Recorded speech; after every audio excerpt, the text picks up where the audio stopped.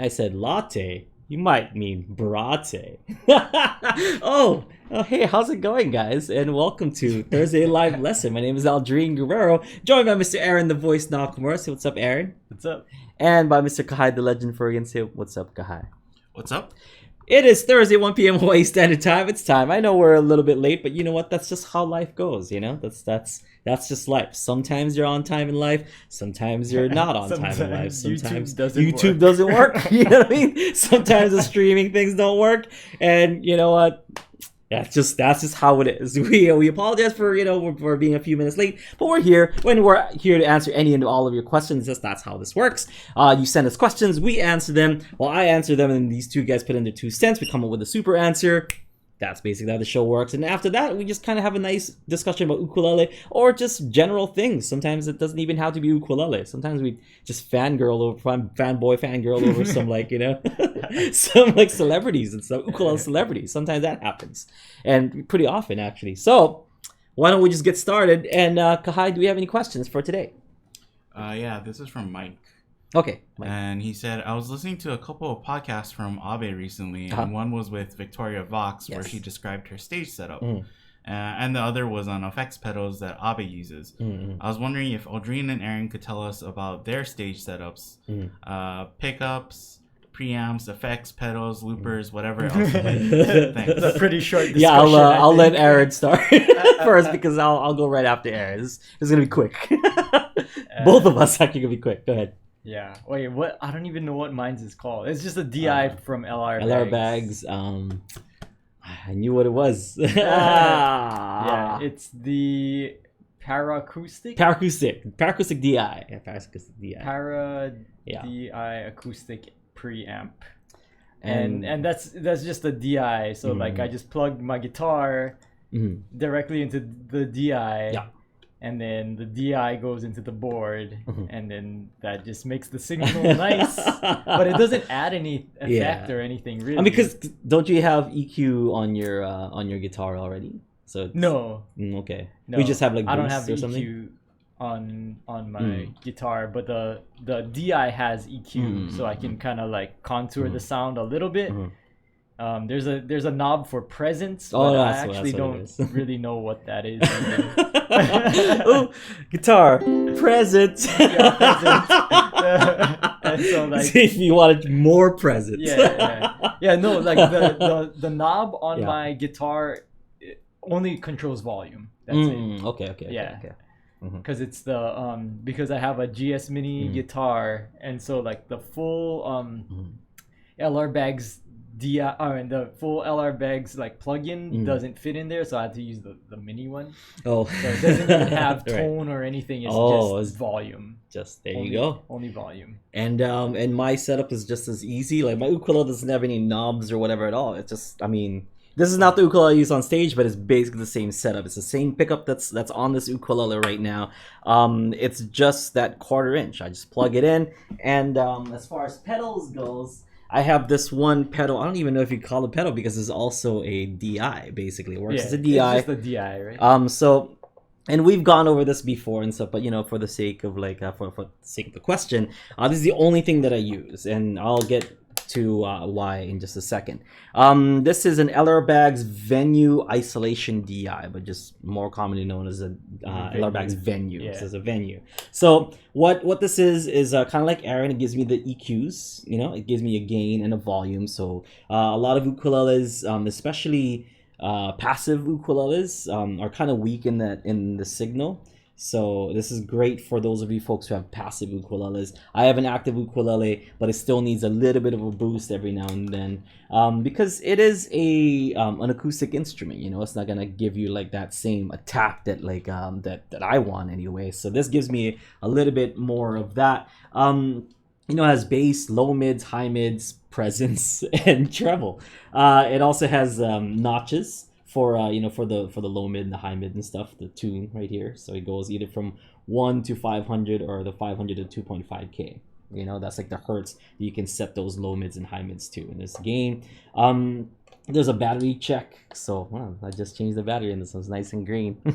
It has a mute and a tuner. So if you mute this, then you can't hear my ukulele. My ukulele doesn't come out because muted, right? And you can use that to tune. So I don't have a anyway. Don't have a quarter inch show. Nah, it's okay. It's okay. So when you plug it in, the notes shows right here, and it shows like and the lights around it kind of indicate if you're sharp or flat. And you can kind of tune on stage. I love that because I have a very aggressive style. Huh? We could use this quarter inch that you're already plugged in. Okay, cool. Thank you. So it's like this. So if I have that, then my G string is sharp. So I just have to drop it down a sec. Still a little sharp. Almost there. Can you imagine if this is how you had to tune on stage? Oh yeah, carry it, right? But yeah.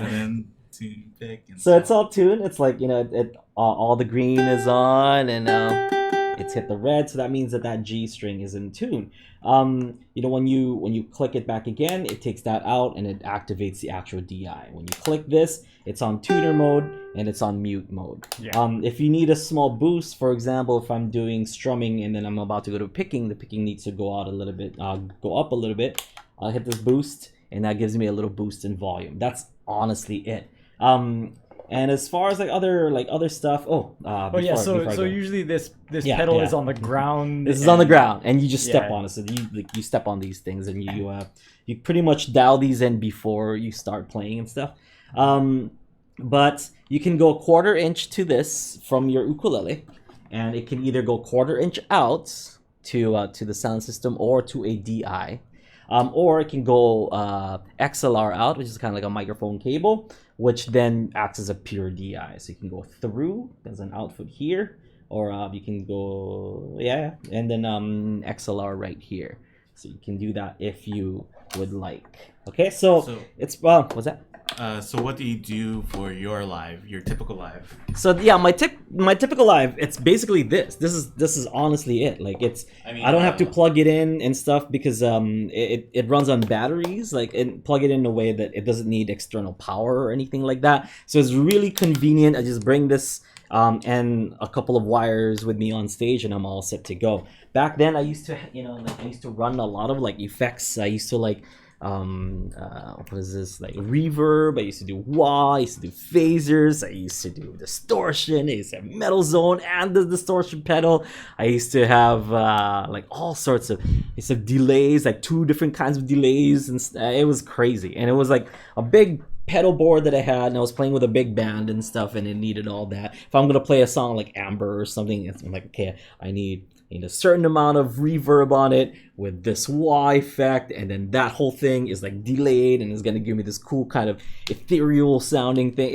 It was a lot of work, but I then soon started to realize that how heavily dependent I was on the pedals to sound cool.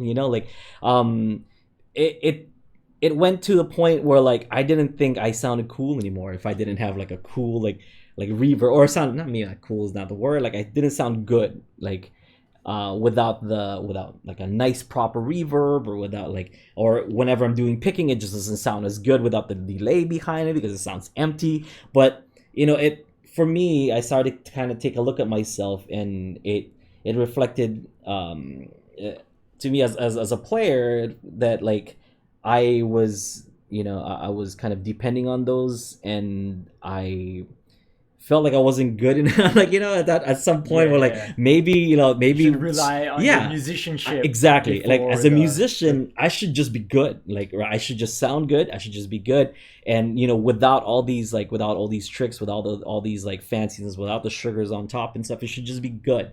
And so regardless, if I'm plugged in or if I'm not plugged in, it should just always sound good. I can always sound better with those pedals and stuff, but better, I guess, is not even the word at that point. It just sounds different. I can make my ukulele sound different at that point, but not necessarily better. So now when we play up on stage and stuff, and we do all the fancy pickings and the little parlor tricks that I do and stuff, it's it's kind of cool because when people look down at my feet, they don't see any pedals, they don't see any of that stuff. They know that all of the sounds that I'm producing from my ukulele is just its natural ukulele sound. Ukulele. Yeah, because at that point, if you're adding like all that stuff, and I know a lot of people disagree with me, but this is just my opinion. At that point, you might as well play an electric guitar. If you want your ukulele to sound like an electric guitar, just go play an electric guitar. Like already at that point, right? And because the signal it loses, is better. Exactly. The electric guitar anyway. It loses a lot of like the innocence of the ukulele the more stuff that you put in there, because the ukulele sound is pretty distinct. It's pretty, you can hear its characteristics of it being like a nice, happy sounding instrument. And I'm not saying that it has to, because it can definitely sound sad if you want it to sound sad. But like that's, all of that just gets buried under like a lot of the effects. So I have been kind of against effects lately. So I was like, now these phasers, and it's kind of weird because like it was a while ago. Yeah, right? long. Yeah. I think I just started getting rid of that stuff when we started Ukulele Underground, because I was using that for this band called One Time that I was in, and after that, I'm like, okay, well, I don't want to carry my pedal boards, so I'm just gonna use the delay and a reverb. That's what I use. I was like, okay, cool. Just if it has a nice delay and it has a nice reverb, I should sound good. Then I'm like, okay, well, the delay, the battery seems to just kind of drain on me all the time. I'm like, okay, cool. So maybe not the delay and stuff. So I took the delay out. But I used to use like cell phone trick with the delays, all these like little stuff that I did. But that's just like parlor tricks that like. That's not me being impressed. It's the pedal being impressive, So I'm that's like, a really cool sounding pedal. exactly. So at that point, I'm just kind of like, I don't know if I can take credit for for like what the pedal is doing, and I really wanted to approach the ukulele more as an artist instead of just like trying to make noise like with it. It's like, I want my art to come through with my ukulele as pure as possible. And that's just one man's opinion, Like other people will be like, well, this adds this and this adds that. Totally cool, totally fine. But for me, I feel like it takes away from the ukulele. And I don't like that. And it's kind of weird because we so you mentioned Victoria Vox. We saw Victoria Vox earlier this year, I believe. We saw Victoria in Denver. We saw her in Denver in May. I want to say May or April. And she did have like a lot of effects and stuff. And I'm just kind of like, and I was surprised only because like I just know Victoria to be this like kind of singer-songwriter, and she had that like the loop stuff was really cool. I was really impressed by her looping. Like that's a cool new addition to what she's doing, because she plays solo on stage. Well, she's been looping for a while. Right. But then, like with the phaser, with all these other things that she's kind of using now, I just feel like it's a little overkill. But I don't know. I'm not Victoria Vox, That's like she's her own artist. I kind of feel like that trend though, like because Jake came out and he said like, I don't really want to use pedals anymore, and I kind of feel like other players followed that too, and they're like, let's not use pedals, let's keep it pure. And then I kind of feel like the swing back is that Jake is coming back with like, I'm gonna use some pedals cool again. It's cool again. And then people are like, I'm gonna use pedals too. But you gotta realize that Jake is playing those like those big shows, stadium shows. And at this point, it's like, okay, we get it, Jake. You're good. You know what I mean? Like he doesn't have to prove anything at that point anymore. So he can make the ukulele like kind of push the boundaries a little bit more and stuff. And that's really awesome. But then like he knows that he can play without it, and it still sounds pretty awesome, right? And he kind of proved to himself that it's not the pedal. It's I am pretty good. But for me, I don't have that kind of security. I'm a little insecure about myself, so I'm like, no, I have to want prove people to be here for me, and not the pedals, and that's And I mean, I can't tell you guys how many like shows, and it doesn't even have to be ukulele shows and stuff. I've seen a lot of musicians, even here on Kauai, like that just like loop the crap out of everything, and just like it just sounds like, I don't know. I'm not anti-looping, because I also loop every now and then and stuff. But if every song is a loop and it takes you 10 minutes to set up the song, like set up the loops for the song, I tune out after the first minute, you know, like if you don't start singing or give me a melody line like in the first minute of this, that's a long time, you know, like if you just sit and count to 60, that's a long time. And a lot of musicians will just like, you know, and I'm not knocking on anyone in particular and stuff, because like I said, I also loop. But yeah, if the song doesn't start within that first minute, I, as an audience member, I tune out. I just like, so what else? You know, like my phone starts going up and stuff. I'm just like, yeah, okay. It's so hard because everybody's attention span is less. These days. So. And I'm not saying that it's not like it's not impressive or it's not artistic or anything like that, but just my attention span as an audience member, like you lose me after the first minute if it doesn't, you know, it doesn't start. If I don't hear lyrics, if I don't hear a riff or something, like it just, you know. Yeah, I think it's hard too with like a lot of the pedals, the loop pedals that people use, you know, when and I totally understand it because I have like a Boss Loop Station XL, I think, or something. And it's on the relatively like cheaper side of loop pedals, and I think that's where a lot of people start off. But like that pedal too, you can't really make like what people try to do is like recreate a full band with the loop pedal. And it's hard to do that because you're just stacking the sound on top of each other and not really creating like a sound stage that the full band would have, right? Like you can't specify like, oh, I want this to be coming out of like the left speaker more than the right, or I want this to sound like have more lows. You can't really I've seen people effectively do this, but their setups are like way bigger. Like they have a lot more things controlling. And you're lugging that around, you know, like if you're a stage musician and stuff, like you're lugging that. I almost said magician. I guess you have to lug stuff around if you're a stage magician. But if you're a stage musician, like you have to lug that stuff around. And like for myself, and another reason being like the travel and stuff, because I used to have pedals when we used to travel, you know, and I'm just like I can't anymore, because I heard like what Jake had to say about pedals and stuff, and I'm like, you know, he's right, so maybe I should kind of dial it back. But I still had reverb and delay and stuff, and even then I'm just like, you know, I've already kind of gone down this rabbit hole. I'm just gonna go all the way. I'm just gonna strip everything. I sometimes ask for a little reverb when I'm on stage. Like I'll ask the sound guy if he has reverb, but he's like, "No, why wouldn't you just bring your own reverb pedals?" Like, I didn't, but that's fine, thanks. Okay, never mind. Never mind. You know, sometimes they'll give you that look like, "Why wouldn't you bring your own reverb pedal?" It's like, I just thought you could. Okay, that's cool. Don't forget I asked. Usually people who like reverb kind of have a specific type in mind. So that makes sense too.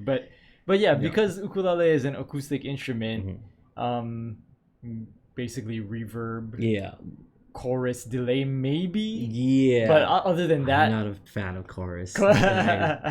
I actually loathe chorus. But it's because I played in a church a lot, and everyone and their mothers had like chorus pedals, and it's like, can we just sound natural, please? Instead of this kind of tinny, I don't know. Anyway, but it's, anything beyond that is usually like, you know, reserved for more electric kind of instruments. So it's funny that like the idea too of chorus, right, is to fill out the space that you don't have for like if you're I'm only playing guitar by myself, so I'm gonna fill out the space with this extra chorus.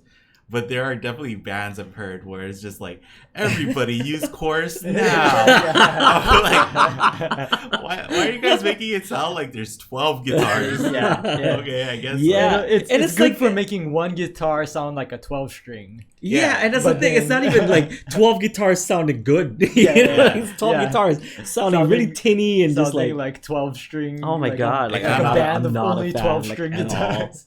Out of all the like pedals that I've ever owned, not once have I owned a chorus pedal. No. It turns into like the not to put down anybody, but if you grew up in Hawaii and you played in a school like ukulele club, you know how like those kids will sound, where it just becomes like a droning hive of like, oh, that's that chord, but I can't really tell. They made a pedal for that. It's called a chorus pedal. And that is what like multiple people using a chorus pedal sounds like. It's just like, oh, okay, it's a C chord, but I don't don't know where the downbeat is, and it's all happening at once. Yeah. Yeah. Feels like I'm surrounded by everybody playing the C chord. Yeah, it's I don't know. People like it, and it's really tough because all these things that we're talking about really is is up to you, like as a musician and stuff, and it's not like any one rule, and it's gonna be just like last week where we talked about the anchoring and not anchoring and stuff. Some people like to anchor, some people don't, and it doesn't. It's really personal preference at that point. For myself, like I just prefer to sound like an ukulele player, not like an ukulele player trying to sound like a guitar player. That's honestly my only reason now, and like because I don't like to lug stuff around anymore. I already lug around enough stuff, so yeah. I don't know. Oh, also we have in one of our master classes we had Imua Garza break down his pedals. So I was gonna say that like what does Abe use? Abe doesn't even play on stage, right? He said that he doesn't do stage stuff. So I don't know what kind of pedals like he would be using. He's not a stage musician. Who? Oh, Abe. Yeah, Abe, not Abe. Yeah. Abe. It is Abe. It's Abe. You're Abe. But I guess if he's just kind of fooling around at home, maybe Shout out to Abe and Abe. Abe and the Abe podcast, Ukulele Podcast with Abe. Is that what it's called? Yep. Abe's Ukulele Podcast. Shout out to Abe. Yeah. So that was surprising. Seeing Victoria Vox kind of pull in with all her like pedal stuff. But it was a cool show. I dug it and stuff. I like the loop stuff that she's been doing. It adds a lot to her shows. And so some people kind of know how to use it really well, and some people don't. My favorites being Kahai introduced me to who's that guy, the red hair from UK? Ed Sheeran. He's an up and comer. He's a nice up and comer. I was waiting, He's great at looping. That kid's gonna go places. Maybe we should have him on our podcast, guys. It needs the views. Might have a hit or two. I was thinking, there's a couple obscure people I know I've shown you. Yeah, I was like, the one guy. Oh, okay, the rap guy with the possibly one of the most well-known person who uses the loop. Yeah, so he's great at looping, and the thing is, if you listen to any one of his songs and stuff, like he'll do 2-3 loops max, and he'll get started with like either with the song or some kind of riff to get me really hooked onto the song, or like getting me pumped up, like and ready for the tune to start. Where like I don't if you're going there and you're like clicking your loop pedal and going. And that's going on loop, and you're just like kind of standing there waiting for the loop to end, like you're not. I just don't like watching somebody just stand there, It's one of those things. And I know what you're doing. I know you're waiting for the loop to be over so you can create another loop. But guess what? You can just you can add like little stuff, start going with other things like while you're doing. But I don't know. I'm not here to talk about that or to put anybody down or whatever. But what they do is what they do. It's apples and oranges, people. But just for myself, I don't. That's why I lug Aaron. Aaron's my loop pedal, Aaron. I actually call my down the background as you play. I call my loop pedal Aaron. Like the loop pedal by what's that, the RC, is it 80 or something? Like no, I forget. It's a loop pedal like the Boss loop pedal, and is it the 2 whatever? I think it's RC something. Yeah, I forget. RC 80.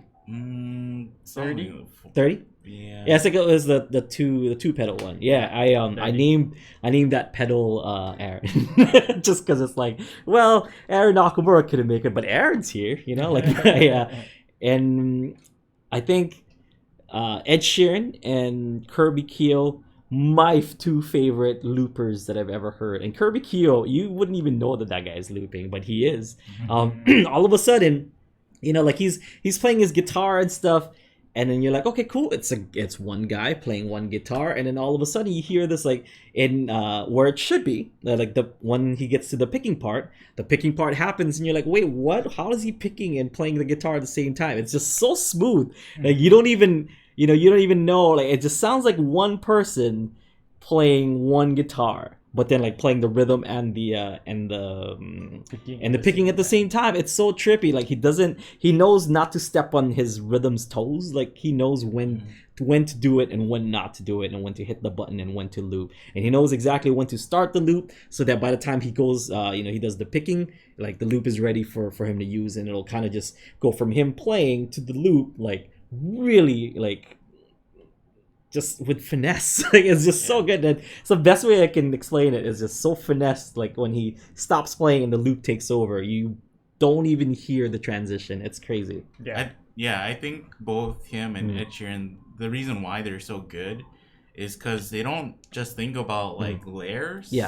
And like tonally making layers. They think about rhythm, like making layers with rhythm. And like that's where like I think people who try looping, and they don't practice like, getting my rhythm really good and then making it so it's like, if I was playing drums, this is where I would put the snare, Instead, they're just like, I'm gonna do like 4 on the floor throughout the whole thing and just keep layering that over and over, and that's where it's like, it's like a big sound, but it's not like a big coherent sound. It's just loud. It's getting louder. Mike Love is another Mike Love is great. Fantastic. Mike Love is great. There's that song that he did where like he just said like some words and he looped it and like, he made like an entire thing. It's crazy. It's crazy. Something we were just talking about Carly too. Carly's pretty good. Carly's great. Too. Yeah, Carly's great. Where she hooks up like her synths, right, to the pedal to play like bass and stuff too. So it's not all just the same thing. Yeah. But even Carly will start singing within like the first 30 seconds because of the tune. Both of them, Carly and Mike Love, like they make it a part of the song, so you're not waiting for anything. There's always something that like kind of comes up. It's like things are already happening and then they're looping also. I've just seen it. So I mean, here on this island too, like it's just like. And hit the button. Hit the button. It's going, and it's like it's going. Okay, and it's almost like they're admiring, like, yep, that was a good loop. That one was good. That one was good. I'm gonna keep that, audience. Now what do I do next? It's kind of like that. Like, just play your tune. I'm gonna keep drinking that. It also shouldn't.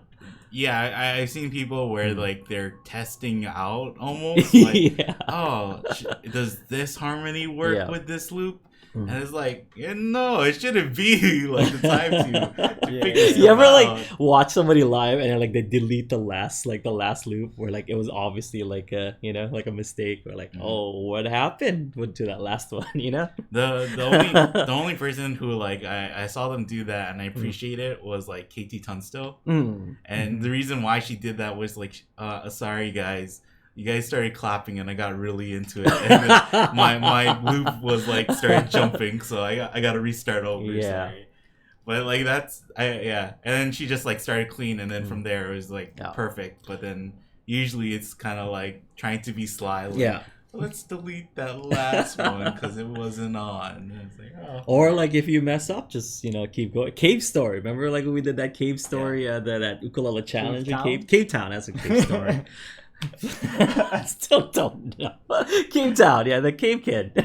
I think one of his last loops, like right at the end of the song and stuff, like he had like a bunch of loops and whatnot, and he did like a picking loop, and I think like one of them, like he just missed a note by just like how, and he corrected himself.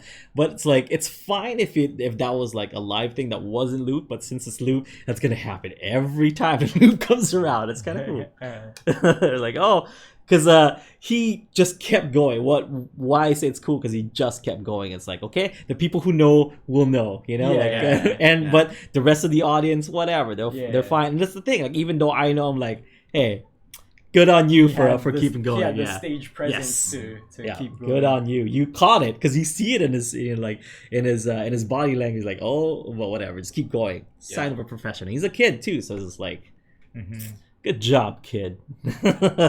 Going back to your DI and your setup and everything, I like earlier I asked like, so that's what you use for live? Yes. And I was like, trying to ask like, so from there you go from your uke to your DI, and then from your DI to the sound system, do you do XLR or do you do quarter inch? Depends. If it's a bigger venue, I'll go straight to like XLR outs. Yeah, so it works as a DI. But if it's a smaller venue, it's like too much of a signal, because going from an active ukulele to an active venue DI, I tend to go quarter inch out, because a quarter inch out is a like smaller signal, yeah, weaker signal, so it's not gonna blow the like the smaller venue sound system and stuff. So when we play on Wednesday nights, we just have a small like little two speaker setup. Yeah, two speaker setup, and it's like, although it's 15-inch like speakers and stuff, I just still don't want to. And then you can definitely handle the XLR out and stuff, and I've used it before, but it's just too much. I feel like it's a lot of signal that like every like small like notch on the volume is gonna give too much of a signal. So I like to give a lot. Kind of like, imagine having friction versus geared tuners. Like, I like it kind of geared, so I have a little bit more to kind of play with and stuff. But if you're kind of that 1-to-1 friction, where like you just want to turn it just a little bit, and it gets a little bit difficult. So but bigger venues, with the bigger speakers and stuff, I actually like it with the XLR out, because it's enough signal. Because a lot of times the sound man will kind of tell you like, oh, can you just turn it up all the way, like from your end, or so I can kind of control it here. And with that, I never hear that anymore. And they're like, hey, can you like turn it up so I can get more signal from you? It's like, I'm giving him enough signal so that he can play around with it, like on the board, to kind of set me where I need to be. Yeah And like, it's being, or like doing that kind of sound stuff, I would imagine that they want a lot of signal coming in, because they don't want to actually, like, if it's too soft, they don't want to have to boost and put on extra gain. Yeah. Because the more gain you put on feedback, feedback and sound, and you just get like more problems. So if they get like a good, clean, like loud signal going in that they can even turn down, they probably prefer that than having to boost it themselves. Yeah. So XLR outs, I do that on bigger like bigger venues. Small venues, I just go quarter inch out. I guess it also depends on the sound system too. Yeah. So like for our recording setup, like right now, you're just going straight into like it's not going to anything else. It just goes from my ukulele to your Focusrite. Yeah, like a little sound recording thing. And then for videos, we'll usually do DI. The ukulele to a DI. Passive DI, passive DI. And so with that, we use an XLR to go to the camera. Here's the passive DI that we have. So I've shown this before. Also, there's a radio JDI. Love this thing. And this thing's a tank. We've had this for over 10 years, I want to say now, like about 10 years. And it's, it's lasted us this long. I think I bought this from our first time at NAMM. And it sounds awesome. It does the job. It's not fancy. It just gets the job done, You can't change the sound, really. It's just it sounds like what it sounds like, but it gives a nice clean signal. That's what I love about this thing. So for those of you folks who are wondering what kind of setup that we have for our Ukulele on the Ground videos, is basically just this radio JDI. This is the secret sauce right here. Like, it's a nice clean signal, and then nice clean signal from my ukulele. Go to this, goes to the camera. It sounds pretty good. So for the last play along, that's exactly what we used. Is we had you plug into the radio JDI into the camera, and then we had Steven, because we didn't have an extra one, we just had him wearing like a lapel that could kind of pick up his ukulele too. So and it sounds great. This thing, I think it only broke one time, and not like the stuff inside, but I think the screws came loose, and Aaron, you had to kind of re-screw this thing so that it's even a little bit tighter, right? Yeah. I think that's just something that happens to you only. It happens in my car. The screws came out of your sound system head too. Yeah. So I don't think that happens to anyone There else. are gremlins in my car. So for anybody else who picks up the radio JDI, I think you'll be fine. Yeah, there's a unicorn in my car just unscrewing everything, I swear. But good stuff. even when we travel with that, we throw it inside of our suitcase, and then we throw it against like metal plates and stuff that we use to hold up like our mic stands and everything, and then it comes out okay. So we really don't baby that, and that's a great DI. Made in Canada, folks. Made in Canada. Radial. There's a bunch of other radials. If you can check out radial DIs. There's like active ones and stuff. There's some multiple ones if you guys want to check that out. But radial is one of my favorite, if not my favorite DI that that ever use. If I could actually combine the two, the venue and the radial, I can go from the venue 1/4 inch to 1/4 out, which then goes into the input of this, and then XLR out, and then that would have a pretty nice signal. But why would you want it to be? You don't need to do that. You could. I guess for a bigger venue, I could do that because it'll give a bigger signal because it's XLR out. Yeah, but you have like XLR out on your LR bags. I guess. I like the radial, but I guess it's passing through more stuff and it's dirtying up the signal in that sense. But yeah, radial JDI. There's other ones like called like Great River is another another good one that's like pricey, and there's like Avalon, which is even pricier, and it just you get what you get. Same thing with like we've talked about cables in the past and stuff. There's like $5,000 gold cables, like that's I'm sure it sounds great, but it's like it's a little overkill. Yeah, we said it before, like the higher you get with music equipment, usually the return on investment gets smaller and smaller. Like it is better, but then how much better is it from like a $5,000 cable to a $1,000 cable? It's like not that much. Yeah, I don't know. Have you checked out Avalon before? I think it's called Avalon. Like Avalon, like they have some great DIs as well. That I almost pulled the trigger on one of those, but they're like $500-$600 like for for a DI, basically for a microphone for your ukulele. Weren't you telling me? I think you said that their preamps is good or something. Yeah. Like Avalon and Great River also, they have like some cool preamps and stuff. But Great River is another good one, another stupid expensive one. But radial is more in my wheelhouse as far as price goes. So I got one of those, and I got it even cheaper because I got it at NAM, and it was just like, hey, you guys don't want to pack this, do you? I'm gonna just buy it from you like $100 or so, however much I bought it for and stuff. Like, yeah, I guess you can buy it. So it's cool. That was like the floor model at NAM. Okay. Do we have any other questions? Before we move on, I wanted to make sure we cover.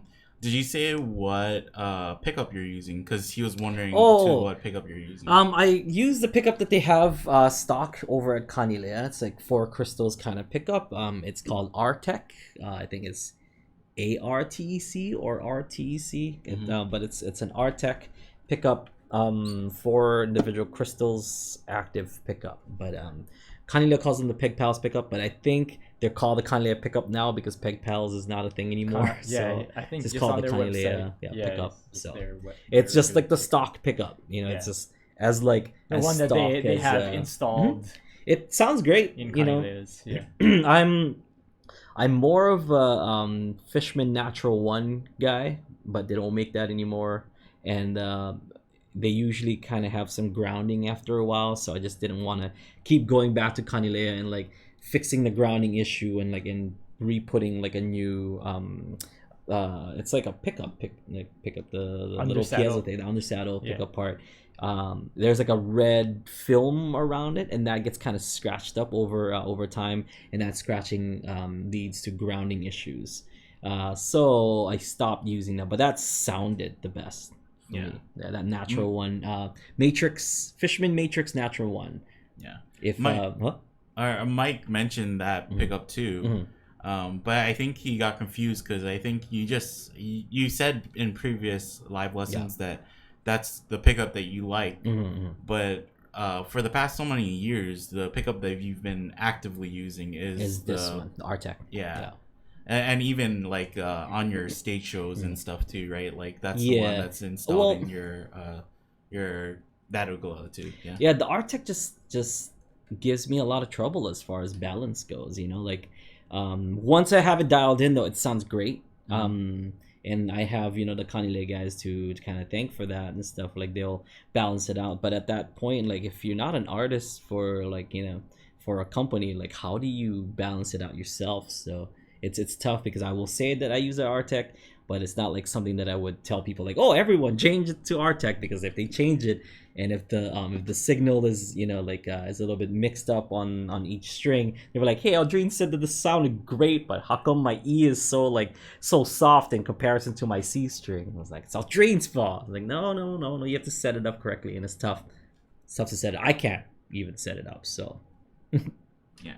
Jim mentioned in the chat right now that Kanile actually has like 4 pickups, 4 different pickup options. Yeah, you can use LR bags, you can use the Matrix Infinity and stuff, but I think the Artec is what comes stock. Yeah, or if you get their active pickup, I think. Yeah, and I think they go my side as well. So it depends on what you want. So Jim, you're right. As far as options goes, you have different options and stuff. But if you're just like, give me, just give me a pickup. Like they're just calling it pickup. Yeah, the Kanile exclusive passive, Kanile exclusive active, and then Kanile exclusive active with volume control. Those are your 3 options. I didn't want. I didn't. So you didn't have yours doesn't have the volume control. Yeah, it could have. There's a thing you can plug into it and you can add in a volume control, but I didn't want to do this like on stage, or whatever. I already have the LR bags to mute it, so I don't really need that. I think when you order from Kanile too, and you do a custom, right? You talk to a rep, and you can even like send in a pickup if you have one that you preferred. But those are just the ones that like from their stock, like, oh, can I get this? Like, can I have it built like this? Yeah. Well, I do have some reserves of natural ones or natural 2s and stuff. We should do like a big give. I have like 4 of them. I should do like a big giveaway of 1 of them. I have 4 of them left. But I might be shooting myself in the foot right now. We'll see. Maybe. Because I don't need 4 of them. Like I could just give 1 away. But we'll see. Well, maybe we'll do a special one. The natural future. One you want to give? Yeah. Away? Yeah, an actual like the best pickup for ukulele that you could get, but it has to go to somebody that will use it. Well, would actually put it in. I don't want to just let it go to waste, Yeah, and when you have a pickup installed, we tell people like you can try and do it yourself, but it usually is a better option. Yeah, I would, but it's gonna be a tough one, so maybe not. Yeah, because I have a bunch of extras. Because I have a friend Tom. In the at the old music store, he fixes guitars and stuff, and whenever he fixes guitars or ukuleles that has that pickup and they want to change it out, like he usually like takes it out and then he leaves it and gives it to me, sells it to me for like $20 or something, so I've used at least 3 of them and I still have 4 left, so yeah, I have some reserves. If we give it to somebody too, it's kind of like, hey, here's this thing. Now spend $50 extra to get it to $100, because you might need to get another under saddle part, because that part might have been scratched up. Yeah. So. But yeah, I have the brain. So the brain part of the natural one, because that's really all you need. You just need the brain, and all the other parts, like you can just go to Fishman or Stu Mac to get the the part that goes underneath the ukulele. Yeah, Stewart Mac, is it called Stu Mac, right? That's what it's called, like Stewart. The place Stewart Mac. Yeah, McDonald. Stuart McDonald. Yeah, Stu Mac. That's a cool site. If you guys don't know what Stu Mac and stuff, and you guys are interested in like ukulele parts, if you guys need a certain ukulele part or a certain guitar part and stuff, you guys need tuners, you guys need whatever, like they have it there. Stuart Mac Donald. Stu Mac. I think we've also covered it before, but can you briefly explain why you prefer the active in your ukulele to the passive? It's as simple as more signal. So the active, it does run off of a battery, so the battery will boost the signal, so you get more signal going to the whatever amplifier that you're going to use or whatever sound system you're going to use. The passive just basically takes whatever vibrations, like a piezo, I guess they're both piezo, but it just doesn't have the battery to give it that extra boost. So no battery to give an extra boost. So it's it doesn't have as much signal, but people like it because instead of the signal being boosted and the signal coming from here, it actually comes from your whole ukulele. So a lot of people like it because it gives more of kind of like this woody sound, or like the ukulele kind of sound to it. But I'm not a fan because I do 2-hour shows and I'm constantly doing this, and I don't want all that noise to be heard on the speakers. But it's apples and oranges. Yeah. I think some people prefer to like shaping the sound, getting a strong signal. It's like we were saying before. They prefer to get a stronger signal that they can turn down themselves, rather than having to overboost all the way up.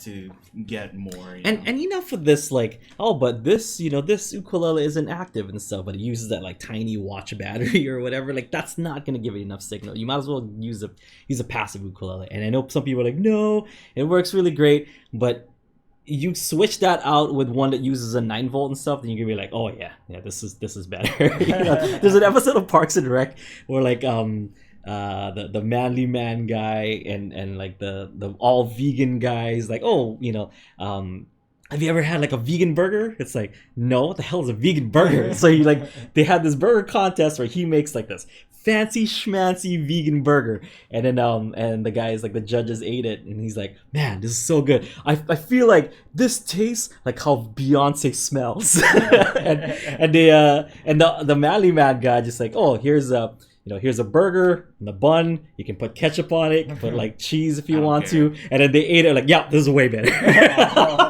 Because of the fancy schmancy garden was like, there's a garden burger with arugula, with like this balsamic whatever, like reduction and this and whatever.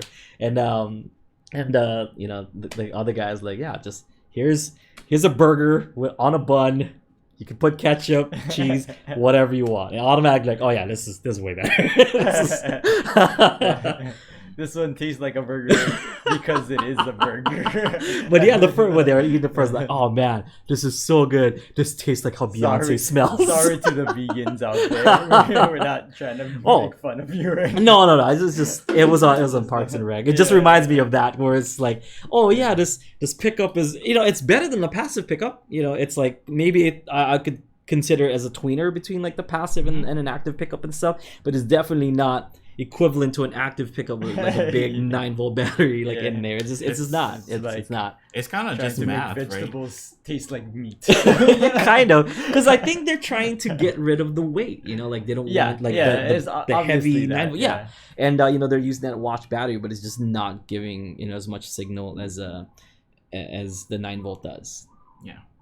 And they're like, oh, the superconductor will will charge the battery, and that's cool, that it does that and whatever. But and I first learned that when Dominator came over to Kauai, and he had one of those, because it was really early, like of the MySai days, where like all the rage was like putting MySais on ukuleles and stuff.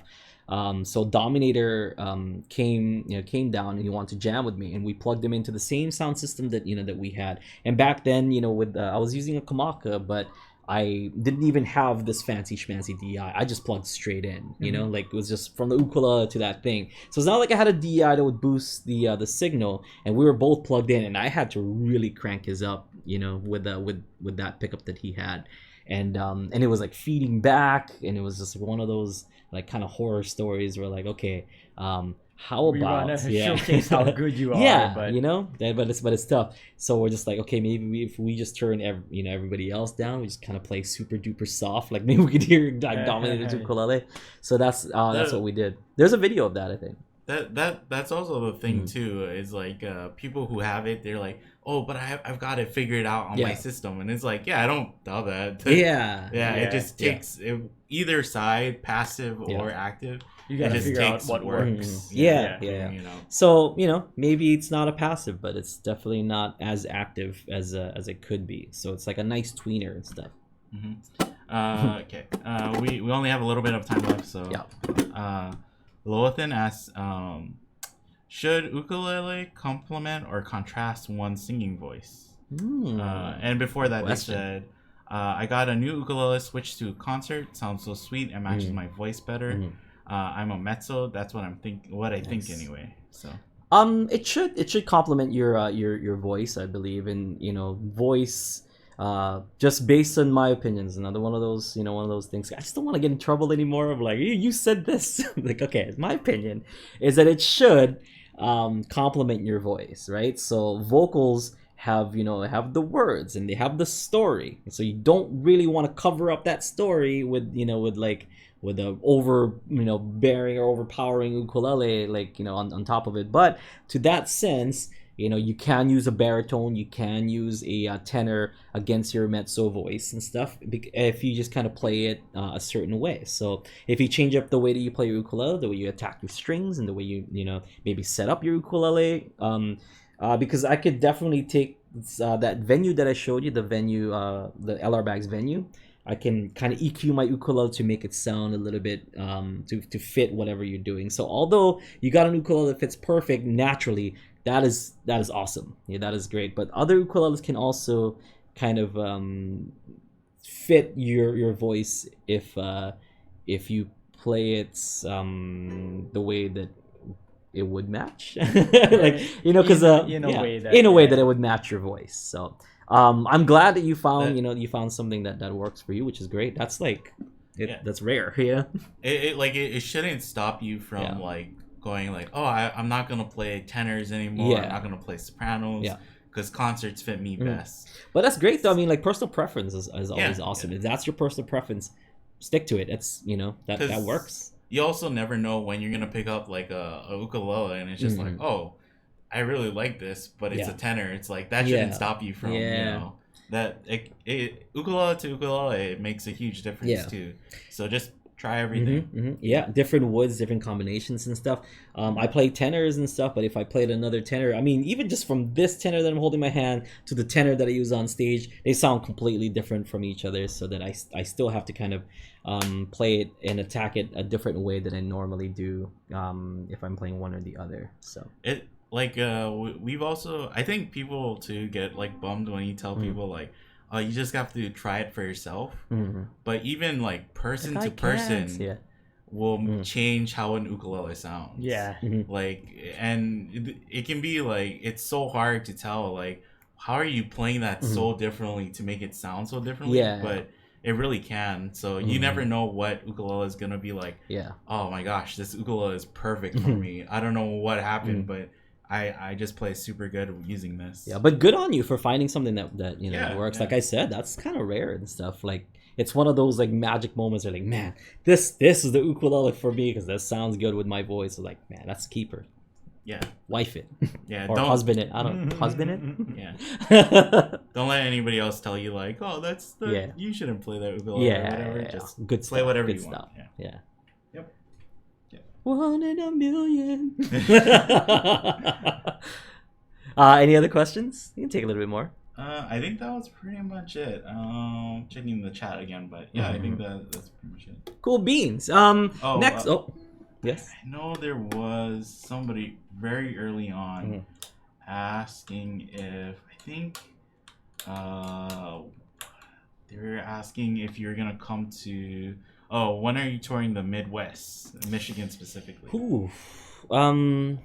We're going to, I mean, I don't know where the areas are and stuff, but next year, some of the stuff that we know we're going to is the Brown County Ukulele Festival. So we're doing that, and we're doing this Pittsburgh also, like Steel City, like Uke Fest. No, Allegheny Ukulele Soiree. Yeah. So we're doing those two things. Those are confirmed, so we're going to be there for those two festivals, the Brown County Uke Fest and the January. And Allegheny Ukulele Soiree, which is in March, right? It is in. I believe it's in March. So that's July. Wait, let me see. Let me just double check. So those are things that April. April. Okay. Yeah, sorry. We're both March, we're both July, wrong. So those are things. And I think Indiana's in the Midwest, right? Is it okay? So Indiana's in the Midwest. That's when we're gonna be there. January. Is Pittsburgh in the Midwest? Is it Pennsylvania? Pennsylvania. Okay. All right, so it's like a little drive, I guess, right? It's not too bad. You could go from the Midwest to Pennsylvania. I don't know. I live on an island.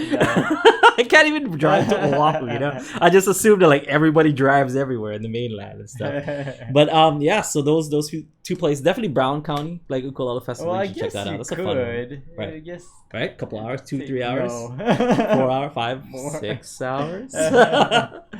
Yeah, I'm not familiar with I'm terrible at geography, but yeah. So those are a couple stuff that were confirmed already for, and that's just kind of the beginning of the year. So we're trying to see what else we can fill our calendar with for next year, because we definitely want to start coming out more now, you know, than before. I kind of slowed down, like going out, we got kind of busy and stuff, but now we want to see all you folks, and we have been, which is great. So we've been seeing you folks in Denver, in California and stuff. We were supposed to go to Asia this year, but that kind of fell through, but we still would love to kind of go there. And I'm in talks and going to the Czech festival again. So if you're in Europe, I might be at the Czech Uke Fest, but it's pretty penciled in at this point. It's just some small stuff we got to go through, but it's gonna happen. it's gonna happen. The small stuff is if I can convince my wife to let me go. She's like, you're gonna go there and you're gonna have fun, and I'm gonna be here with the kid, watch it by myself. And I'm like, yeah, and right, guy. Yeah, tell Heather. Tell Heather to let me go to Czech. No. Tell her. I'm sorry. I know I'm your employee, but I'd rather be friends with Heather. Yeah. Oh, I'm gonna say that you said it anyway. I'm gonna go home and be like, you know what? Kai said you should let me go. She definitely. Knowing Heather, she's not gonna believe you. We like. Whenever I don't hang out with Heather a lot, like it's usually just like birthdays or little parties.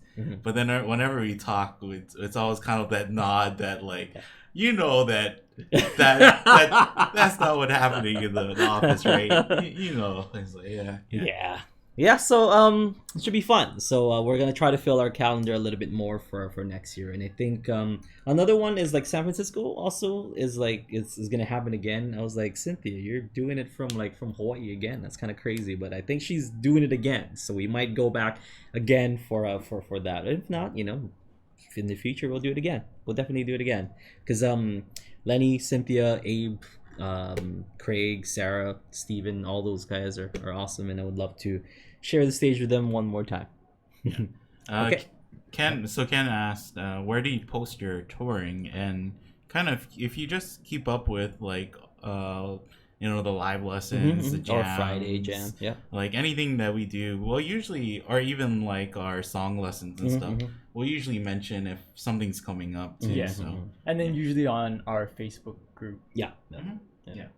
So pretty much anywhere, we'll try to keep you guys updated. Or and at the same time, if you guys want to see us in your area or local area and stuff, if there's a festival going on in your area, let them know about us, and they can kind of get a hold of us, and maybe we can come out, we can make a deal or something, come out there and see you folks. So let them know about us, because we don't know, we're out of the loop with like we don't publicize either. We don't, exactly. So we don't whoever publicize. Asks. Yeah.